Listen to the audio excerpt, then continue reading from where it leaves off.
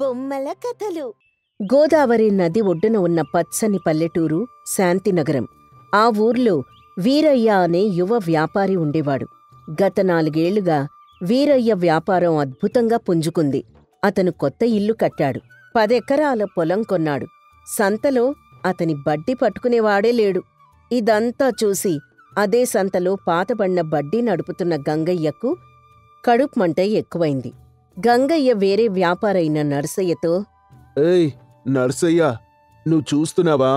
ఆ వీరయ్య నిన్నటికి నిన్న మన ఊరికొచ్చాడు. ఇప్పుడేమో ఆకాశంలో నక్షత్రంలా మెరిసిపోతున్నాడు. ఏదో మాయా, ఏదో రహస్యం. అదేంటి గంగయ్య అంత మాట అంటావు? వాడు పగలు కష్టపడ్డాం, సాయంత్రం లెక్కలు రాసుకోవడం నేను చూశాను. చిపా, పగలు కష్టపడ్డవేంటి? పగటిపూట మనందరం పనిచేస్తే వాడు రాత్రిపూట ఏం చేస్తున్నాడో తెలుసా? అర్ధరాత్రి వ్యాపారం చేస్తున్నాడు. అర్ధరాత్రి వ్యాపారమా? ఏంటది? గనుల తవ్వకమా? దొంగ సరుకా? దొంగ సరికే. వాడు మామూలు మనిషి కాదు. ఎవరో మాంత్రికుణ్ణి పట్టుకున్నాడు. ప్రతి అర్ధరాత్రి పొలిమేర దాటి ఎవరో పెద్ద దొరలకు సరుకమ్మేసి వస్తున్నట్ట. అందుకే వాడి దగ్గర మనకంటే రెట్టింపు సరుకుంటుంది. ధర కూడా రెట్టింపు వస్తుంది. హే గంగయ్య, చూసి మాట్లాడాలి. వీరయ్య చాలా మర్యాదస్తుడు. మొన్న పెళ్లికి నాకు 10 పట్టుపంచలిచ్చాడు కదా. మర్యాద అదంతా పైకే. వాడి పెళ్ళాం సత్యవతి కూడా దీనికి తోడైంది. ప్రతి రాత్రి ఇద్దరూ అలసిపోయినట్లు వచ్చి పడుకుంటారు. వాడి బండి ఎప్పుడూ మురిగ్గా అలిసిపోయిన గుర్రంతో ఉంటుంది. దాన్ని బట్టి మనం అర్థం చేసుకోవాలి ఎంత దూరం పోతున్నాడు. ఇదిగో ఆ వీరయ్య ఇప్పుడే వస్తున్నాడు చూడు. వాడి మొహం చూడు, ఏదో రహస్యం దాచినట్లుంటుంది. వీరయ్య సంతలోకి అడుగుపెట్టాడు. అతని మొహంపై కొద్దిగా అలసట, కళ్లల్లో ప్రకాశం కనిపిస్తోంది. నమస్కారం గంగయ్య గారు. ఈరోజు పూల అమ్మకాలు బాగా సాగాయా? గంగయ్య వెటకారంగా, ఓహో, మాకేమో పగటిపూట అమ్మకాలు, మీకేమో రాత్రిపూట వ్యాపారంలో అపారమైన లాభాలు. మా పూలేమో వాడిపోయాయి, మీ పూలైతే అప్పుడే విరబూసినట్లుంటాయి. అదెలా సాధ్యమయ్యా వీరయ్య? వీరయ్య నవ్వుతూ, గంగయ్య గారు, నా పూలు వాడకుండా ఉండడానికి కారణం నేను ఉదయమే వాటిని కొండ ప్రాంతం నుంచి తీసుకురావడం. నాణ్యమైన సరుకు అంత త్వరగా వాడిపోదండి, అంతే. అవునా? కొండ ప్రాంతం అంటే ఇక్కడి నుంచి 20 ఆమడల దూరం. నువ్వు అంత దూరం వెళ్ళి మళ్ళీ ఇక్కడికి తీసుకురావాలంటే రాత్రిపూట బయలుదేరితేనే అవుతుంది. ఎందుకురా ఈ అర్ధరాత్రి శ్రమ? నువ్వేదో రహస్యం దాస్తున్నావు. అది మాకు తెలియాలి. మాకు తెలిస్తే ఆ రహస్యాన్ని మేము పంచుకుంటాం కదా. గంగయ్య గారు, నా వ్యాపారంలో రహస్యం ఏమీ లేదండి. కేవలం ఉన్నది శ్రమ మాత్రమే. శ్రమ? ఆ మాట నువ్వు నాకు చెప్పకు. నీ శ్రమ గురించి రేపు సాయంత్రం గ్రామ పెద్దల ముందు తేల్చుకుందాం. నువ్వు నాతో పందెం కాస్తావా? నీ అర్ధరాత్రి వ్యాపారంలో నిజాయితీ లేదని నేను నిరూపిస్తే నువ్వీ ఊరు వదిలి వెళ్ళిపోవాలి. అంగీకారం. ఒకవేళ నేను నిజాయితీగానే కష్టపడుతున్నానని నిరూపించుకోగలిగితే మీరు నాపై వేసిన పరువు నష్టం ఆరోపణలకు ఏం చేస్తారు? నేనీ సంతలో నా బడ్డీని శాశ్వతంగా మూసేసి నీ దగ్గర కూలీగా పనిచేస్తాను. ఇదే నా మాట. సరే, ఈరోజు రాత్రి మీరు నిశ్శబ్దంగా నన్ను అనుసరించండి. నేనెక్కడికి వెళ్తానో చూడండి. రేపొద్దున గ్రామ పెద్దల ముందు తీర్పు చెప్పండి. ఆ రాత్రి గ్రామమంతా గాఢ నిద్రలోకి జారుకుంది. గంగయ్య తన ఒంటిపై నల్లని దుప్పటి కప్పుకుని వీరయ్య ఇంటి వెనుక పొదల్లో దాక్కున్నాడు. సరిగ్గా అర్ధరాత్రైంది. గ్రామదేవత ఆలయం గంట 3 సార్లు కొట్టింది. గంగయ్య తన్లో తాను, అర్ధరాత్రైంది. ఇంకొంచెం సేపట్లో వీరయ్య తన మంత్రగాడి దగ్గరికి పోతాడు. నేను దొంగను పట్టినట్టు పట్టి వాడి అహంకారాన్ని అణిచివేస్తాను. వీరయ్య, అతని భార్య సత్యవతి, మరో 3 కూలీలు నిశ్శబ్దంగా బయటకొచ్చారు. వారి మొహాలపై నిద్రలేదు. కేవలం పనిచేయాలనే పట్టుదల ఉంది. ఏమయ్యా, ఈరోజు కాస్త ఆలస్యమైంది. నది దగ్గర నావ దొరుకుతుందంటావా? దానికి వీరయ్య, తొందరపడకు సత్యవతి. వర్షాలు పడక నదిలో నీరు తగ్గింది. నావ దొరక్కపోవచ్చు. మనం గుర్రబండిలో వెళ్ళాలి. ఆ ఏవయ్యా, అందరూ సిద్ధమా? ఈ రాత్రి మనం 25 బస్తాల తాజా కూరగాయలు పట్నం మార్కెట్కి చేర్చాలి. తెల్లారేలోపు చేరాలి, లేకపోతే ఈ కూరగాయలకి కనీస ధర కూడా రాదు. అయ్యా, ఈ చలిలో, ఈ చీకట్లో ఇంత శ్రమ చాలా కష్టం కదా. కష్టం కాబట్టి దీన్ని అర్ధరాత్రి వ్యాపారం అంటాం. పగటిపూట అందరూ అమ్మేస్తారు, రాత్రిపూట ఎవ్వరూ రాకుండా ఉండడానికి కారణం ఈ కష్టమే. మనం ఈ కష్టాన్ని సహిస్తేనే మనకు ధర ఎక్కువ వస్తుంది, లేకపోతే అందరితో సమానంగా మన బడ్డీ కూడా ఉంటుంది. రండి, శ్రమే మనకు దేవుడు. 5 కలిసి ఆ బస్తాల్ని గుర్రబండిలో సర్ది గ్రామం పొలిమేర వైపు నడవడం ప్రారంభించారు. గంగయ్య ఆశ్చర్యంతో వారిని అనుసరించాడు. గంగయ్య తనలో తాను, వీడు దొంగ కాదు, మంత్రగాడు కాదు, కూలీనా? ఇంత శ్రమ పడుతున్నాడా? నేననుకున్నది వేరు. అసలు ఈ శ్రమంతా ఎందుకు? గంగయ్యకు అలసట వచ్చింది. కాని వీరయ్యని వదిలి వెళ్లలేకపోయాడు. గుర్రబండి సందులు గొందులు దాటుకుని చివరికి పట్నానికి వెళ్లే ప్రధాన రహదారిని చేరింది. గంగయ్య నడుస్తూ ఆయాసంగా, అయ్యో, నా కాళ్ళు పీకుతున్నాయే. వీడింత దూరం ప్రతిరోజూ నడుస్తున్నాడా? నేను 10 అడుగులు నడిస్తేనే అలసిపోతున్నాను. ఆ సమయానికి వీరయ్య బండిని ఒక చింత చెట్టు కింద ఆపాడు. అందరూ కూర్చొని కొద్దిసేపు విశ్రాంతి తీసుకున్నారు. ఏమయ్యా, నువ్వు కూడా కాసేపు పడుకోవచ్చు కదా. ఈ వారం నీకు సరిగ్గా నిద్ర కూడా లేదు. పడుకుంటే ఎలా సత్యవతి? మన వ్యాపారం అంతా ఈ రాత్రిపైనే ఆధారపడి ఉంది. పట్నం మార్కెట్లో తెల్లవారుజామున 3 గంటలకే వ్యాపారం మొదలవుతుంది. మన కూరగాయలు ఆ సమయంలో అక్కడ లేకపోతే మధ్యాహ్నం వరకు ఉంచాల్సి వస్తుంది. అప్పుడు వాటినెవ్వరూ కొనరు. అవును బాబు, మాకా పట్నం వాళ్ల ట్రిక్కులు తెలుసు. తెల్లారితే కూరగాయలు వాడిపోయాయని, నిన్నటి సరుకని రేట్ తగ్గించేస్తారు. అందుకే మనం అందరికంటే ముందు చేరాలి. గంగయ్య పొదలో దాక్కుని, దేవుడా, వీడి వ్యాపారంలోని మెలకువల్ని అర్ధరాత్రి నేర్చుకున్నట్టున్నాడు.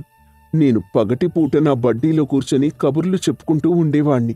వీరయ్య కూలీలతో, ఇప్పుడు ఇంకొక ముఖ్యమైన విషయం. మనం పట్నంలోకి ప్రవేశించేటప్పుడు నగరపాలక సంఘం వాళ్లు పన్ను వసూలు చేస్తారు. పగటిపూట కంటే అర్ధరాత్రి పూట పన్ను సగం మాత్రమే ఉంటుంది. అందుకే మనం ఈ సమయాన్ని ఎంచుకున్నాం. ఈ ఒక్క పన్నులో మిగిలే డబ్బుతో మన కూలీలందరికీ ఈరోజు అదనంగా 5 నాణాలివ్వచ్చు. అవును బాబు, మీ తెలివి అద్భుతం. అందుకే మాకు మీ దగ్గర పనిచేయడం అంటే చాలా ఇష్టం. మాకు డబ్బుతో పాటు గౌరవం కూడా దక్కుతుంది. కూలీ అంటే మనిషి కాదయ్యా, మన పనిలో మన భాగస్వామి. సరే, రండి, ఇంకా ఆలస్యం చేయకండి. బండిని నెమ్మదిగా నడపండి. గుర్రం అలసిపోకూడదు. వీరయ్య కూలీలు బండిని ముందుకు తీసుకెళ్లారు. గంగయ్య తట్టుకోలేక చీకట్లో నుంచి బయటకొచ్చాడు. అతని కళ్ళు కన్నీళ్లతో నిండిపోయాయి.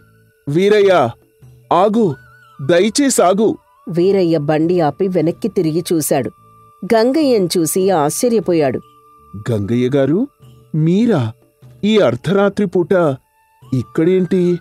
గంగయ్య వీరయ్య కాళ్లపై పడిపోయి, నన్ను క్షమించు వీరయ్యా, నన్ను క్షమించు. నేను నీ గురించి ఏవేవో అనుకున్నాను. నువ్వేదో అన్యాయం చేస్తున్నావని, మాయ చేస్తున్నావని అందరితో అన్నాను. నిజానికి నువ్వు మనిషి రూపంలో ఉన్న శ్రమదేవుడివి. ఏంటి గంగయ్య గారు, మీరు నన్ను అనుసరించారా? అవునయ్యా, అనుసరించాను. మీ అర్ధరాత్రి వ్యాపారం రహస్యాన్ని తెలుసుకోవడానికి వచ్చాను. కాని ఇక్కడికొచ్చాకే తెలిసింది. ఆ రహస్యం మరేదో కాదు, ఈ నిశ్శబ్దంలో మీరు చేస్తున్న శ్రమ అని. అయ్యయ్యో గంగయ్య గారు, ఏంటిది? లేవండి. మీరెందుకింత ఆవేశపడుతున్నారు?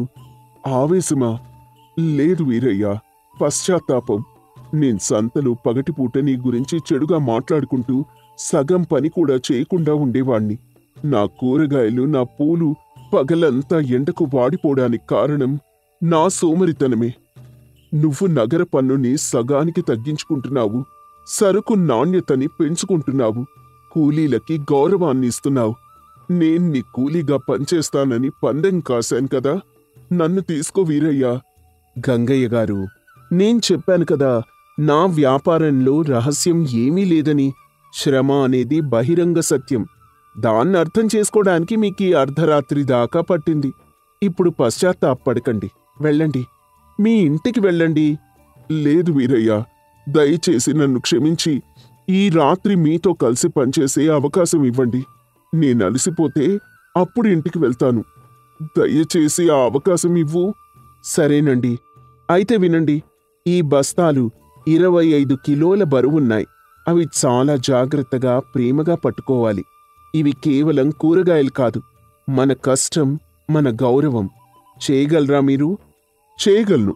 నా ప్రాణం పోయినా నేను చేస్తాను. గంగయ్య కూడా వారితో కలిసి బస్తాల్ని మోయడం ప్రారంభించాడు. ఆ రాత్రి అతనికి శ్రమంటే ఏంటో, నిజాయితీ అంటే ఏంటో తెలిసింది. గ్రామ పెద్ద రామచంద్రయ్య ముందు వీరయ్య, గంగయ్య ఇద్దరూ నిలబడి ఉన్నారు. పల్లెటూరి జనమంతా గుమిగూడారు. గంగయ్య మొహంపై అలసట, శరీరంపై మట్టి మరకలు స్పష్టంగా కనిపిస్తున్నాయి. వీరయ్య, గంగయ్య, మీ ఇద్దరి పందెం గురించి విన్నాను. గంగయ్య, నువ్వు వీరయ్య అర్ధరాత్రి వ్యాపారంలో ఏదో మోసం ఉందని ఆరోపించావు. నీ పరిశోధనేమైంది? గంగయ్య తల వంచుకొని, పెద్ద మనిషి అతను, నన్ను క్షమించండి. నేనహంకారంతో, అసూయతో వీరయ్యపై నింద వేశాను. నేను దాన్ని వెనక్కి తీసుకుంటున్నాను. వీరయ్య చేస్తున్న వ్యాపారంలో మాయలేదు, మాంత్రికుడు లేడు. శ్రమ ఉంది, కేవలం ఎవ్వరూ చెయ్యలేని శ్రమ. స్పష్టంగా చెప్పు గంగయ్య, నీకసలు ఏం తెలిసింది? అయ్యా, వీరయ్య అర్ధరాత్రి పూట అందరూ నిద్రపోతున్నప్పుడు ఈ చలిలో, ఈ చీకట్లో 20 ఆమడల దూరంలో ఉన్న పట్నం మార్కెట్కు అత్యంత నాణ్యమైన కూరగాయల్ని చేరవేస్తాడు. అందరికంటే ముందు మార్కెట్ చేరడం వల్ల అతనికి పన్నులో సగం రాయితీ దొరుకుతుంది. సరుకు వాడిపోకుండా ఉండటం వల్ల అత్యధిక ధర దొరుకుతుంది. ఈ 2 లాభాలను అతను కూలీలకు పంచుతాడు. పగటిపూట నేను కబుర్లు చెప్పుకుంటూ బడ్డీలో కూర్చొనున్నప్పుడు వీరయ్య రాత్రిపూట అలసటను లెక్క చేయకుండా శ్రమను దేవుళ్లా పూజిస్తున్నాడు. నేననుకున్న అర్ధరాత్రి వ్యాపార రహస్యం నా సోమరితనంలాగే నిరాధారమైంది. వీరయ్య, నువ్వీ విషయంపై ఏం చెప్తావు? అయ్యా, గంగయ్య గారు చెప్పిన దానిలో ఒక్క మాట కూడా అబద్ధం లేదు. నాణ్యతకు, కష్టానికి ఎప్పుడూ మంచి ధర ఉంటుంది. నా వ్యాపారంలోని ఏకైక రహస్యం అదే. ఈ అర్ధరాత్రి పూట శ్రమ చేయడం వల్ల నా కుటుంబం ఆనందంగా ఉంది, నా కూలీలు సంతోషంగా ఉన్నారు. అది చాలు నాకు. రామచంద్రయ్య అందరి వైపు తిరిగి, గ్రామస్తులారా, విన్నారా? సంపదకు, విజయానికి దొడ్డిదారులు, మంత్రాలు ఉండవు. వీరయ్య విజయానికి కారణం అతనందరూ విశ్రాంతి తీసుకునే సమయంలో కూడా శ్రమను పూజించడమే. తన పని పట్ల ఉన్న నిజాయితీయే. రామచంద్రయ్య గంగయ్యతో, గంగయ్య, నువ్వు పందెం ఓడిపోయావు. నీ మాట ప్రకారం నువ్వు వీరయ్య దగ్గర కూలీగా పనిచేయాలి. గంగయ్య నిజాయితీగా, నేను సిద్ధంగా ఉన్నానయ్యా. నా మనసు మారడానికి వీరయ్య అర్ధరాత్రి శ్రమను కళ్ళారా చూడాల్సి వచ్చింది. వీరయ్య గంగయ్య వైపు నవ్వుతూ చూస్తూ, గంగయ్య గారు, మీరు కూలీగా పనిచేయాల్సిన అవసరం లేదండి. మీరెప్పటికీ నా స్నేహితులే. నా వ్యాపారంలో మీరు భాగస్వామిగా చేరండి. నాకు పట్నం మార్కెట్లో నమ్మకమైన భాగస్వామి అవసరం. నాణ్యతను, శ్రమను గౌరవించే మీరు నాకు సహకరించండి. అప్పుడే మన ఇద్దరి అర్ధరాత్రి వ్యాపారం వృద్ధి చెందుతుంది. గంగయ్య ఆనందంతో, వీరయ్య, నువ్వు మనిషివి కాదు, దేవుడివి. నీ పెద్ద మనసుకి ధన్యవాదాలు. నేను నీతో భాగస్వామిగా పనిచేస్తాను. రామచంద్రయ్య అందరి వైపు తిరిగి, ఈ రోజు నుంచి వీరయ్య, గంగయ్యల భాగస్వామ్యం ఈ గ్రామానికి ఆదర్శంగా నిలవాలి. శ్రమను నమ్ముకున్నవారే ఈ ప్రపంచంలో ఎప్పుడూ విజయం సాధిస్తారు. ఆ రోజు నుంచి వీరయ్య, గంగయ్య ఇద్దరూ కలిసి తమ వ్యాపారాన్ని కొనసాగించారు. గంగయ్య సోమరితనం పోయి వీరయ్యతో కలిసి ప్రతి అర్ధరాత్రి శ్రమించడం ప్రారంభించాడు. వారి అర్ధరాత్రి వ్యాపారం చుట్టుపక్కల గ్రామాలకు కూడా విస్తరించింది. గంగయ్య తన పాత అలవాట్లను వదిలి శ్రమ యొక్క నిజమైన విలువను గుర్తించాడు. శ్రమకు మించిన రహస్యం లేదని, నిజమైన సంపద నిశ్శబ్దంగా, నిరంతరంగా చేసే పనిలోనే దాగి ఉందని శాంతినగరం ప్రజలకు అర్థమైంది. ఈ కథ వల్ల మనకు తెలిసే నీతి ఏంటంటే, విజయమనేది గుప్త మార్గాల్లో, మాయాజాలంలో దాగి ఉండదు. అది కేవలం ఇతరులు నిద్రిస్తున్నప్పుడు, విశ్రాంతి తీసుకుంటున్నప్పుడు మనం నిశ్శబ్దంగా, నిజాయితీగా చేసే నిరంతర శ్రమలో మన పని పట్ల మనం చూపించే అంకిత భావంలోనే దాగి ఉంటుంది. ఏ వ్యాపారానికైనా, ఏ విజయానికైనా శ్రమ మాత్రమే అసలైన రహస్యం. అదే అసలైన పెట్టుబడి. వెంకటాపురంలో రాఘవయ్య గారికి 3 కొడుకులు. పెద్ద కొడుకు సుబ్బయ్య, రెండో కొడుకు సీతయ్య, మూడో కొడుకు రామయ్య. రాఘవయ్య గారికి ఊర్లో మంచి పేరు ప్రతిష్టలతో పాటు ఆస్తిపాస్తులు కూడా భారీగా ఉన్నాయి. ఊర్లో రాఘవయ్య గారిని ప్రజలందరూ చాలా గౌరవంగా చూసేవారు. రాఘవయ్య గారు కూడా ఊరి జనాలకు అవసరమైనప్పుడు తగిన సహాయం చేస్తూ ఉండేవారు. రాఘవయ్య గారి భార్య జానకి. ఆమె భర్త అడుగుజాడల్లో నడిచేది. సహాయం చేయడంలో భర్తను మించిన భార్య. ఒకరోజు 3 పిల్లలు ఆడుకుంటూ ఉండగా జానకి పక్కనే కూర్చుని వారి ఆటలు చూస్తూ ఉంటుంది. ఇంతలో అక్కడికొక ఆవిడ వచ్చి జానకిని సహాయం అడుగుతుంది. ఏంటి కనకం, అలా ఉన్నావ్? ఏం జరిగింది? ఏం చెప్పమంటావు జానకి, మా ఆయన వారం రోజులుగా జ్వరంతో బాధపడుతున్నారు. పనికి వెళ్ళలేకపోతున్నారు. అయ్యో, మరి వైద్యం చేయించావా లేదా? పని చేసే మనిషి మంచాన పడి ఉంటే డబ్బులెక్కడ్నించి వస్తాయి? ఆయన పనికి వెళ్ళకపోయేసరికి ఇంట్లో అన్నీ నిండుకున్నాయి. పిల్లలు ఆకలితో ఇబ్బంది పడుతున్నారు. నీ దగ్గర సహాయం కోసం వచ్చాను. మరిప్పటివరకు నాకెందుకు చెప్పలేదు? సరే ఉండు, ఇప్పుడే వస్తాను అని లోపలికి వెళ్ళి డబ్బులు, ఇంట్లో వండుకోడానికి వంట సామాగ్రి తీసుకుని వస్తుంది. ఇదిగో, ఈ డబ్బుతో ముందు నీ భర్తకు వైద్యం చేయించు. వీటితో నీ పిల్లలకి వంట చేసిపెట్టు. 1 నిమిషం, బియ్యం కూడా ఇస్తాను అని పక్కనే కూర్చునున్న సుబ్బయ్యని పిలుస్తుంది. సుబ్బయ్య, అక్కడ సంచిలో బియ్యం పెట్టాను, ఇలా తీసుకురా. సుబ్బయ్య జానకి మాట విని కూడా విననట్టుగా అక్కడే కూర్చొని చూస్తూ ఉంటాడు. జానకి కొంచెం గట్టిగా పిలుస్తుంది, అయినా విననట్టుగా అక్కడే కూర్చొనుంటాడు. ఇంతలో రామయ్య పరిగెత్తుకుని లోపలికెళ్ళి బియ్యం సంచి తీసుకొచ్చి జానకికి ఇస్తాడు. ఇదిగో కనకం, ఈ బియ్యం కూడా తీసుకుని ముందు ఇంటికెళ్ళి వంట చేసి పిల్లలకి భోజనం పెట్టు. ఇంకెప్పుడు నీకెటువంటి సహాయం కావాలన్నా నేనున్నానన్న సంగతి మర్చిపోవద్దు అని చెప్పి ఆమెని పంపించేస్తుంది. తిరిగి సుబ్బయ్య దగ్గరకొచ్చి, సుబ్బయ్య, అన్నిసార్లు కేకలు వేస్తుంటే విననట్టుగా అలాగే కూర్చొనుంటావేంటి? అమ్మా, నువ్వు నాకు పని చెప్పడానికి పిలుస్తున్నావు. నాకు పని చేయడం అంటే మహా చిరాకు. పైగా లోపలికెళ్ళి బియ్యం సంచి తీసుకురమ్మన్నావు. బరువులు మోయడం అంటే నా వల్ల కాని పని. అందుకే నువ్వెన్నిసార్లు పిలిచినా పలక్కుండా అలాగే ఉన్నాను. అమ్మా, అన్నయ్యకు పనిచేయడం అంటే మహాబద్ధకం. మా తోటి స్నేహితులందరూ అన్నయ్యని సోమరిపోతు సుబ్బయ్య అని హేళన చేస్తున్నారు. అయినా కూడా అన్నయ్య అలాగే ఉంటున్నాడు కానీ పనిచేయడం లేదమ్మా. ఇప్పుడు కూడా నేను చిన్నన్నయ్య ఆడుకుంటున్నాం కానీ పెద్దన్నయ్య ఆడుకోవడానికి కూడా రావడం లేదు. నాన్న సుబ్బయ్య, అలా బద్ధకంగా ఉండకూడదురా. చూడు, నీ 2 తమ్ముళ్ళు ఎంత హుషారుగా ఆడుకుంటున్నారు. నువ్వు కూడా అలా సరదాగా ఆడుతూ పాడుతూ ఉండ్రా. నువ్విప్పటినుంచే ఇలా సోమర్లా ఉంటే పెద్దయ్యాక మనకున్న పొలంలో పని చేయాలంటే చేయలేవు. మిమ్మల్ని చూసి మీ నాన్నగారు చాలా గర్వపడుతున్నారు. కాని నువ్విలా బద్ధకంగా ఉంటే ఎలా చెప్పు? అమ్మా, మన పొలంలో పనిచేయాల్సిన అవసరం నాకే ఉంది. మనకి చాలా ఆస్తిపాస్తులున్నాయి. ఒకవేళ పనే చేయాల్సొస్తే నాకు 2 తమ్ముళ్ళున్నారు. వాళ్ళు చేస్తారులే, అంతేగాని నాకు పని చెప్పొద్దమ్మా. నువ్వు రేపు పెరిగి పెద్దయిన తర్వాత నీ కాళ్ల మీద నువ్వు నిలబడాలరా. నిన్ను కలకాలం నీ తమ్ముళ్ళు పెంచి పోషిస్తారని ఎలా అనుకుంటున్నావు? మీరు పెద్దవాళ్ళయ్యాక మీకు పెళ్ళిళ్ళు జరిగి భార్యలొస్తే ఎవరి కుటుంబాన్ని వాళ్ళు చూసుకోవాలి. అంతేగాని నువ్వు పనిచేయకుండా ఇంట్లో ఉండి తమ్ముళ్లతో పనిచేయిస్తే చూసేవాళ్లందరూ నిన్ను తిట్టి ఆడిపోసుకుంటారు. అయినా నీ తమ్ముళ్ళు మాత్రం నిన్నెంతకాలం భరిస్తారు చెప్పు? అమ్మా, అన్నయ్యని మేమిద్దరం చాలా జాగ్రత్తగా చూసుకుంటామమ్మా. నువ్వేం కంగారు పడకు. ఇప్పుడు మీరు చిన్నపిల్లలరా, కాని పెద్దయిన తర్వాత కూడా మీరందరూ ఇలాగే కలిసుండాలి, సరేనా? ఇంతలో అక్కడికి రాఘవయ్య వస్తారు.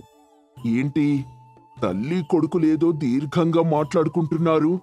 అదేం లేదండి, పిల్లలు ఆడుకుంటుంటే చూస్తున్నాను పిల్లలు, మీరు వెళ్ళి ఆడుకోండి నాన్నా. అని రాఘవయ్య పిల్లల్ని ఆడుకోమని పంపిస్తాడు. జానకి దిగులుగా పిల్లల్ని చూస్తూ ఉంటే ఇలా అడుగుతాడు. ఏంటి జానకి, పిల్లల్ని అలా చూస్తున్నావు? సీతయ్య రామయ్య పెరిగి పెద్దయ్యాక ఎలాగైనా బ్రతికేస్తారండి. నా దిగులంతా పెద్దవాడు సుబ్బయ్య గురించే. వాడు పెరిగే కొద్దీ సోమరిపోతులా తయారవుతున్నాడు. అదేం లేదులే జానకి, పిల్లలు కదా, ఇప్పుడు ఇలాగే ఉంటారు. పెరిగే కొద్దీ వాడే మారతాడ్లే. నువ్వేం కంగారు పడకు, లోపలికి పదా అని రాఘవయ్య జానకికి ధైర్యం చెప్తాడు. రోజులు గడుస్తూ ఉంటాయి. పిల్లలు పెరిగి పెద్దవాళ్లవుతారు. సీతయ్య రామయ్య వాళ్లకున్న పొలంలో వ్యవసాయం చేస్తూ ఊళ్ళో తండ్రి పరువు ప్రతిష్టల్ని కాపాడుతూ ఉంటారు. కాని సుబ్బయ్య మాత్రం రోజు రోజుకి సోమరిపోతులా తయారై ఏ పని చేయకుండా ఖాళీగానే ఉంటాడు. ఎవరెంతగా చెప్పినా తన పంథా మాత్రం మార్చుకోడు. ఒకరోజు రాఘవయ్య ఇంట్లో ఖాళీగా ఉన్న సుబ్బయ్య దగ్గరకొచ్చి, సుబ్బయ్య, ఇలా ఎంతకాలమని పని పాట లేకుండా ఖాళీగా ఉంటావు? నీ తమ్ముళ్ళు మన పొలంలో కష్టపడి పనిచేస్తున్నారు. నువ్వు మాత్రం ఇలా ఇంట్లో తిని కూర్చుంటున్నావు. ఇలా అయితే ఎలా? నాన్న, నా గురించి మీకు పూర్తిగా తెలుసు. తెలిసి కూడా ఎందుకు నాన్న నన్ను పనిచేయమని అడుగుతారు? ఇప్పుడు నేను పనిచేసి ఎవరిని పోషించాలి? మీ అన్నదమ్ములు ముగ్గురు పెరిగి పెద్దవాళ్లయ్యారు. మీకు పెళ్ళిళ్ళు జరిపిద్దామంటే అందరిలో పెద్దవాడివి నీకు చేయకుండా వాళ్ళిద్దరికీ ఎలా చేయాలి చెప్పు? నువ్వేమో ఏ పని పాట లేకుండా ఇలా ఖాళీగా ఉంటే నీకు పిల్లనెవరిస్తారా? ఎన్ని సంబంధాలు చూసినా నీ తమ్ముళ్ళని చేసుకోవడానికి ఒప్పుకుంటున్నారు గాని నీకొక్క సంబంధం కూడా కుదరడం లేదు. నీ వల్ల నీ తమ్ముళ్ళకు కూడా పెళ్లి చేయలేకపోతున్నాను. నేనేవి పెళ్లి చేసుకున్నాన్నా? మీరు తమ్ముళ్లకు పెళ్లి చేసేయండి. ఇంతలో అక్కడికి జానకొచ్చి, నీకు పెళ్లి చేయకుండా నీ తమ్ముళ్ళకి ఎలా చేస్తాన్రా? ఇకనైనా కాస్త మారు. నీ గురించి ఆలోచించి ఆలోచించి నా ఆరోగ్యం పాడైపోతోంది.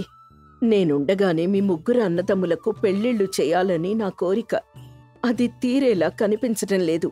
జానకి మాటలకు అలిగి సుబ్బయ్య అక్కడ్నించి వెళ్ళిపోతాడు. చూసారా అండి, వీడు పెద్దయ్యాక మారతాడని మీరు నాకు చెప్పారు. కాని వీడేం మారలేదు. రాను రాను సోమరిపోతులా తయారవుతున్నాడు. వీడికి పెళ్లి చేస్తేనే మారతాడు జానకి. కనీసం భార్య వచ్చిన తర్వాతైనా బాధ్యతలు గుర్తుకొస్తాయి. మన ముగ్గురు పిల్లలకు సంబంధాలు చూడమని పెళ్లిళ్ల పేరయ్యకు చెప్పాను. త్వరలోనే వీళ్ళ ముగ్గురికి ఒకేసారి పెళ్లి జరిపించేద్దాం. ఎట్టకేలకు ముగ్గురు అన్నదమ్ములకు సంబంధాలు కుదురుతాయి. రాఘవయ్య ముగ్గురు అన్నదమ్ములకు ఘనంగా పెళ్లి జరిపిస్తాడు. సుబ్బయ్య భార్య దేవి, సీతయ్య భార్య రమ, రామయ్య భార్య సీత. వీళ్ళందరితో ఇల్లంతా కళకళ్లాడుతూ ఉంటుంది. రోజులు గడుస్తూ ఉంటాయి. సీతయ్య రామయ్య ప్రతిరోజూ కష్టపడి పనిచేస్తూ ఉంటారు. సుబ్బయ్య పనిచేయకుండా ఇంట్లో ఉండేసరికి తోడికోడళ్ల మధ్య మనస్పర్ధలు ఏర్పడతాయి. ఒకరోజు సుబ్బయ్య భోజనం చేస్తూ ఉండగా రమ సీతతో ఇలా అంటుంది. సీత, అసలు పనిచేయకుండా ఇంట్లో కూర్చొని తినడానికి ఆకలెలా వేస్తుందో కదూ? అవునక్కా, ఏ పని చేయకుండా తిండి తినాలంటే సిగ్గు ఎగ్గు అన్నీ వదిలేసి ఉండాలి. వాళ్ల మాటలు విన్న జానకి కోపంతో ముందుకొచ్చి, చూడండి, మీరెవర్ని ఈ మాటలంటున్నారో నాకు తెలుసు. వాడు నా పెద్ద కొడుకు. నా కొడుకుని ఎవరైనా ఏవన్నా అంటే నేను ఊరుకోను. ఎందుకు ఊరుకోరు అత్తయ్య గారు? మా వారు ఉదయం నుంచి సాయంత్రం దాకా ఎండలో కష్టపడి పనిచేసి సంపాదిస్తూ ఉంటే బావగారు మాత్రం ఇంట్లో కూర్చొని తింటున్నారు. మేమన్న దాంట్లో తప్పే ఉంది? ఇంట్లో ముగ్గురు కొడుకులుంటే 2 మాత్రమే కష్టపడుతున్నారు. మా భర్తలు కష్టపడుతూ ఉంటే వీళ్లకు ఊరికే ఎందుకు మేం తిండి పెట్టాలి? ఆ మాటలకు సుబ్బయ్య కోపం వచ్చి అన్నం దగ్గర్నుంచి లేచి ముందుకొస్తాడు. ఇంతలో అక్కడికి సీతయ్య రామయ్య కూడా వస్తారు. ఇంట్లో జరుగుతున్న గొడవను చూసి రాఘవయ్య ఇలా అంటాడు. చూడండమ్మా, నాకు ముగ్గురు కొడుకులు. నేను నా భార్య ఉన్నంతకాలం వీళ్ళంతా కలిసి ఉండాలనేది మా కోరిక. ఏ కారణం చేత కూడా ఈ ముగ్గురు అన్నదమ్ములు విడిపోకూడదు. దయచేసి సర్దుకుపోండమ్మా. ఏంటి నాన్న సర్దుకుపోయేది? ఈ ఇంట్లో వాళ్లకెంత హక్కుందో నాకు అంతే హక్కుంది. మన ఆస్తిని మా ముగ్గురు అన్నదమ్ములకు సమానంగా పంచండి. రే సుబ్బు, అలా అనకురా. మీరు విడిపోతే మేం తట్టుకోలేం. మీరు కలిసే ఉండాలి. ఎలా అమ్మా కలిసుండేది? వీళ్ళిలా మాట్లాడుతూ ఉంటే ఎలా ఉంటాను చెప్పు? ఆస్తిని వెంటనే పంచండి. అన్నయ్య, ఆస్తి పంపకం దాకా వచ్చింది కాబట్టి ఈరోజు నీకు నిజం చెప్పాలనుకుంటున్నాను. ఈ ఆస్తిలో నీకొక్క పైసా కూడా రాదు. ప్రస్తుతం మనం ఉంటున్న ఈ ఇల్లు తప్ప ఏది ఉమ్మడి ఆస్తి కాదు. నీకు కావాలంటే ఈ ఇంట్లో ఒక గదిని మాత్రమే ఇవ్వగలం. మరి మన పొలాల సంగతేంటి? అది పూర్తిగా మా ఇద్దరి కష్టార్జితం. అవును, ప్రస్తుతం మనకున్న పంట పొలాలు మొత్తం మేమిద్దరం కష్టపడి సంపాదించినవి. ఎందుకంటే నాన్నగారు తమ తాతల ఆస్తిని మొత్తం దాన ధర్మాలతో ఊరందరికీ పంచేశారు. ఇప్పుడు మనకున్న ఆస్తులన్నీ కూడా మేమిద్దరం కష్టపడి సంపాదించినవి. ఆ విషయం అమ్మకు తెలిసి ఇలాంటి రోజు వస్తుందన్న ఆలోచనతో నిన్ను పనిచేయమని చాలాసార్లు నీకు చెప్పింది. కానీ నీకున్న సోమరితనం వల్ల ఏ పని చేయకుండా అలాగే ఉండిపోయావు. తోడబుట్టిన వాడివి కాబట్టి ఇన్నాళ్ళు నీకు నీ భార్యకు మేమే తిండి పెట్టాం. ఇకనైనా నువ్వు కష్టపడి పనిచేసి నీ భార్య నువ్వే పోషించన్నయ్యా. అంతేగాని మా మీద నీ పెత్తనం చేయాలనుకుంటే కుదరదు అని చెప్పి అన్నదమ్ములు తమ భార్యల్ని తీసుకుని లోపలికెళ్ళిపోతారు. అన్నదమ్ముల కలహాలు చూసి రాఘవయ్య, జానకి చాలా బాధపడతారు. దేవి సుబ్బయ్యని తీసుకుని తన గదిలోకి వెళ్ళి ఇలా అంటుంది. ఏవండి, మీరే పని చేయకుండా ఖాళీగా ఉండటం వల్లనే కదా ఈ రోజున అందరూ మిమ్మల్ని చులకం చేసి మాట్లాడుతున్నారు. అదే మీరు కూడా మీ తమ్ముళ్లలాగా కష్టపడి పనిచేస్తే ఈ రోజు అందరి ముందు తలదించుకోవాల్సిన అవసరం ఉండేది కాదు. ఇకనైనా మీలో మార్పు వచ్చి పనిచేసి డబ్బు సంపాదించకపోతే మనకి తిండి కూడా దొరకదు. మిమ్మల్ని నమ్ముకుని వచ్చినందుకు నన్నందరి ముందు నవ్వుల పాలు చేయకండి అని బాధపడుతుంది. తన భార్య బాధ చూసి సుబ్బయ్యలో మార్పు వస్తుంది. మరుసటి రోజు ఉదయాన్నే ఊళ్ళోకి వెళ్లి పనికోసం వెతుకుతాడు. కాని అందరూ సోమరిపోతు సుబ్బయ్య అని హేళన చేస్తారే గాని ఎవ్వరూ పనివ్వరు. తన ఊర్లో పని దొరక్కపోయేసరికి పక్కూర్లో పనికోసం ప్రయత్నిస్తాడు. అక్కడొక దుకాణంలో పని దొరుకుతుంది. సుబ్బయ్య అతి కష్టం మీద బస్తాలు మోస్తూ ఉంటాడు. అటుగా వెళ్తున్న తన తమ్ముళ్ళు సీతయ్య, రామయ్య అన్నయ్యను చూసి బాధపడతారు. సాయంత్రం ఇంటికొచ్చిన తర్వాత సుబ్బయ్య అలసిపోయి కూర్చొనుంటాడు. అన్నయ్య, నువ్వు పక్కూర్లో బస్తాలు మోయడం మేం చూసాం. నువ్వు పని చెయ్యాలని అనుకున్నామే తప్ప వేరొకరి దగ్గర కూలీగా ఉండాలని మేమేనాడు అనుకోలేదన్నయ్యా. అవునన్నయ్యా, నువ్వొకరి దగ్గర కూలి పని చేయాల్సిన అవసరం లేదు. మన పొలంలోనే మనందరం కలిసి పనిచేద్దాం. వచ్చిన ఆదాయాన్ని ముగ్గురం తీసుకుందాం. మీ పొలంలో పనిచేసినంత మాత్రాన నేను కూలీని కాకుండా పోతానా? అన్నయ్య, ముందుగా నువ్వు మమ్మల్ని క్షమించాలి. నీలో మార్పు తెచ్చేందుకే మేం నీతో కఠినంగా మాట్లాడాం. అంతే తప్ప ఈ ఆస్తిలో నీకు వాటా లేకపోలేదు. ఇది మన అందరి ఉమ్మడి ఆస్తి. అవునన్నయ్య, మనందరం కలిసి ఉండాలన్నది మన తల్లిదండ్రుల ఆకాంక్ష. నీలో మార్పు తెచ్చేందుకే మేమందరం నీతో అలా ప్రవర్తించాం. ఏదైతేనే నీలో మార్పు వచ్చింది. పనిచేయాలని కోరిక నీ మనసులో కలిగింది. ఆ పనేదో మనందరం కలిసే చేద్దామన్నయ్యా. అంతేగాని నువ్వొక్కడివే కష్టపడుతూ ఉంటే మేం చూడలేము అని ముగ్గురు అన్నదమ్ములు కలుసుకుంటారు. ముగ్గురు తోడికోడళ్ళు ఆనందపడతారు. వీళ్ళందరి సంతోషాన్ని చూసి రాఘవయ్య, జానకి ఆనందపడతారు. ఆ రోజు నుంచి సోమరి సుబ్బయ్య కాస్త మార్పు చెంది కష్టజీవి సుబ్బయ్యగా మారతాడు. ఆ రోజు నుంచి ఆ ఇంట్లో మళ్లీ ఆనందాలు వెల్లివిరుస్తాయి.